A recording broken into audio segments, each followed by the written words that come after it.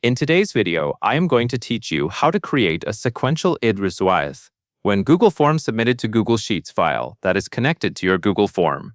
The goal here is to generate an ID that increases by 1 for each new form submission without breaking the form response sheet.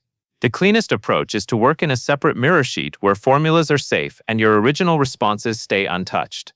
In your spreadsheet, click the tab called Calculations.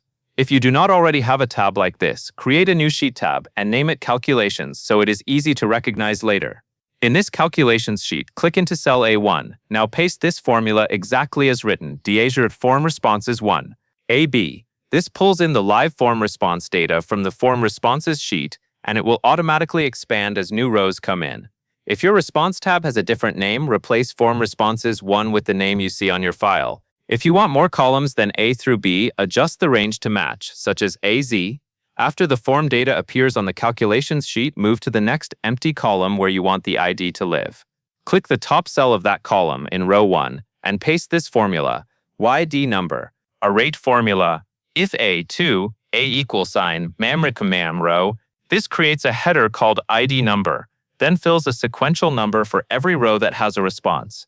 It stays blank for empty rows, which keeps your sheet tidy and prevents unwanted numbering. Now test it. Go to your Google Form editor and use the option to copy the responder link. Open that link, fill out a sample response, and click Submit. Then return to your spreadsheet and look back at the Calculations tab. You should see the new response appear automatically, along with the next ID number in sequence. Once this is working, you can treat the calculations sheet as your clean, Idaho-ready dataset for sorting, filtering, and reporting. And that covers everything you need to know.